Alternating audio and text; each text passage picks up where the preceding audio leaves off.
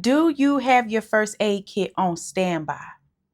We're not talking about gauze, band-aids, and Neosporin. Today we're talking about something else. Let's get into it.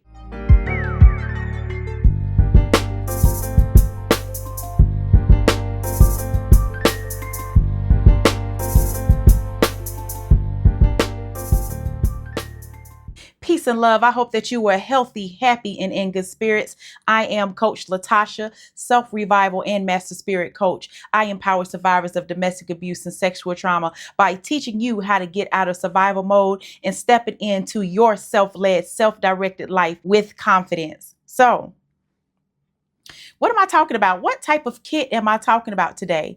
I'm talking about that emergency, emotional first aid kit. What is that? What does it look like? And what should be in that thing? First of all, an emotional first aid kit is that kit of tools that you need when your trauma gets the best of you, when you're in the midst of that depression, when you're spiraling, when you're having difficulties regulating your emotions, your thoughts. Maybe you're angry, maybe you're super stressed, maybe you're going back to addictive patterns, and that's okay. Okay. Healing is not about perfection. Healing is not even about eliminating the trauma or all the symptoms of the trauma. It's going to always be there to a degree. It's about knowing what to do when those symptoms arrive. Therefore, you need that emergency emotional first aid kit. I want to reiterate the point that as a survivor of domestic abuse, sex assault, and many other things I've endured in my life, trauma has definitely gotten the best of me, okay? I have been depressed. I deal with depression, and it's knowing what to do when you hit those points. Nothing changes overnight. So please don't beat yourself up if you're feeling like you're not perfect, if you feel like you're still making mistakes, if you feel like maybe I should have been over this by now. You shouldn't deal with yourself that way. That's actually being quite cruel to yourself and not giving yourself the room to grow in understanding of the experiences that you endured and how they deeply affect you. Okay? So it's okay when you have those moments. What do we do when we have those moments? For instance, for me and my emotional first aid kit, deep breathing. Deep breathing has been something that I have been practicing for years. You will see me do it often during these videos. If I get to a point to where I'm talking about something that's triggering for me, if I'm maybe talking about a memory or just trying to express my emotions, talking about something that's happened and I get worked up, I'm going to stop and I'm going to take a deep breath. That is one of the fastest ways to regulate your emotions. And what people mean with regulate your emotion, that's switching from that thought process, that thought pattern to where you're spiraling, you're emotional, you really can't hear and receive, and you're lifting yourself to that higher consciousness where you're more aware of your thoughts, you're more calm, and therefore you can focus on what it is that you're trying to do.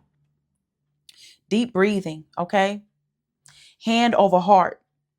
Hand over heart, energy from your hand going directly to your heart. It just does something for the body.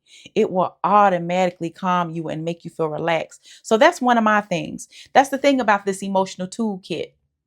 It's customizable to you and your needs. What works for me may not work for you. You may need something else, but it's very important to at least have a list of 3 to 5 things, 3 to 5 actions that you can go to that's going to help you. That might be journaling.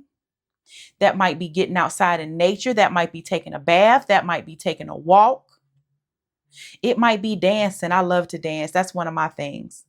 I love to dance and I love to sing. So sometimes I might just get into a little praise break, honey. I might just start and sing a song that comforts me. Talk to God, pray. Talk aloud, talk to yourself. I talk to myself all the time, and people swear I'm crazy. I've been doing it since I was a child. I do it now. I talk to myself. Me talking to myself aloud is a way for me to process my emotions. So sometimes I might just be sitting in the crib, You know what, God, today was messed up. I don't know how I'm dealing with this. I'm so sick of this. I'm so sick of going through all this stress. I need your help. I need you to comfort me. What do I need to do? And by the end of it, a lot of times I have a solution, or I have a clearer mindset to where I can come up with a solution. But I think movement is very important, whether you're dancing.